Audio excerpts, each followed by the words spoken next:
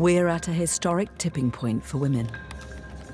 In October 2017, the hashtag #MeToo spread across the globe.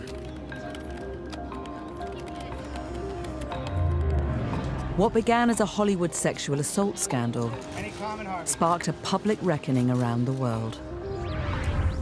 I was asked as to why I'm putting together these conversations about such delicate and incendiary topics.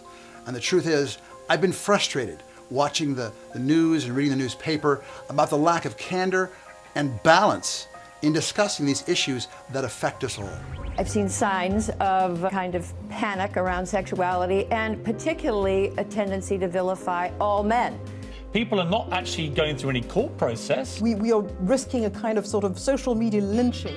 So, Kelly, in our conversations, you have shared that you have been sexually harassed a number of times in your life, and I don't want to go into a whole inventory of that. But can you just give us... We'll be here for months. Yeah, can you share one example that, just to let especially the women that are watching, that this is not just, we're trying to paint over a happy face on a hard situation. I want you to share something from the heart. Okay, so this is the part that that feels touchy for me, because this is directly related to the Me Too situation and movement. So here's just what happened. It was during my acting days, and I was in my early 20s. I was probably 23, maybe 24. And I had auditioned at, I'm not going to say the name. It was a big company. It was like one of the biggest in television. And I had done a number of auditions, and they kind of move you through. You get a call back, you get a second call back, you get a third call back, and it's like, wow. And as you go, the numbers of the competition that gets thinner and thinner, and pretty soon there's just a couple of you there. And I found myself in the giant office. I mean, as my memory has it, it was like the Taj Mahal. It was so big, and the ceilings were so vaulted, and it was like, and I felt so small, and it was big couch, and it was me and the president of this company. It was like the top dog having a conversation, and he was telling me that he had seen my tapes and really considering me to have one of these parts, and talking up that this would be a new series. It would be a life changer, game changer for my whole life, and just he wanted me to know I was in the running. That night I got a phone call from him at home, and I can't remember exactly the word for word, but it was basically, you got the part. Are you ready for your life to change? You're going to have a lot of money. You're going to have like all the things that you've been working toward. It's here. Now what do I get out of it? And I'm like, other than the satisfaction of knowing that you're going to have a great series, trying to be light about it. No, seriously, what am I going to get out of this? This man was relatively attractive, relatively young. I could see myself having a date with him or two. I didn't like his energy, but I was like, oh, do I have to go on a date with him? I'm like, okay, well, why don't we go out to dinner? He's like, no, I'm not interested in having dinner with you. It's about having sex. We need to have sex. And I was like hyperventilating. I just said, I need to call you back. So I got off the phone, went to my bathroom where I had a lovely Deepak Chopra book sitting out, The 7 Spiritual Laws of Success. And I just flipped it to a random page, put my finger down on a random paragraph, and just read the words right there. And it said something like, you've come too far to go back. You know better. If you go against yourself, it won't go well for you. Something like that. And I knew that was the universe, God, whatever, saying, don't do this, Kelly. And I was tempted. I was already on the set of this thing. I was already spending the money. I was already signing autographs. I had drunk the Kool-Aid. I was on it. I wanted it so bad I could taste it. And I did nothing. I didn't call him back. And when he called me a couple other times, I didn't answer. So I didn't do it. And I didn't become a star. But I didn't regret it. But I felt that there would have been, if I had slept with him, I would have been paying too high a price to the piper that I couldn't have gotten back. So, cut to present day, I know a lot of the women that have come out with their Me Too story, they did sleep with the guy, and they did get the career. Do I sound bitter? I don't know. I don't want to sound bitter, but it's like, you don't get to be a victim if you participated. If you knew that the devil wanted to buy your soul and you wanted what was on the other side of that, and you said, okay, here's my soul, I want the thing, and you got the thing, and then you're pissed off later that you lost your soul, it's the consequence of giving yourself away.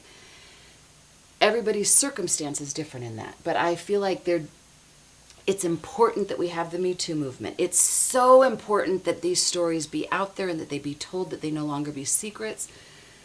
And at the same time, at some point, I think the pendulum does need to move toward the women coming out of victimhood as a state of being, as an archetype to live in. It's not a sustainable way to live because it ends up hurting us more than it helps us. And coming into some responsibility. I did that. And there are other things that I did do. So do I hear you saying that he didn't put a gun to their head? They had a choice to either say no and then... He didn't put a gun to my head. I don't know. I mean, I think Harvey Weinstein, Bill Cosby, I think, okay, there's a distinction. And let's just say it's the 80-20 rule, and it's probably even a greater ratio than that.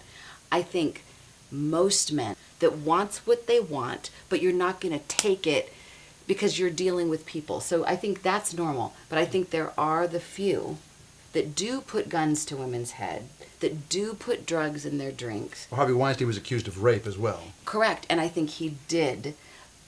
But this is the part that people are going to hate me for. For the ones that showed up at his hotel room in the middle of the night,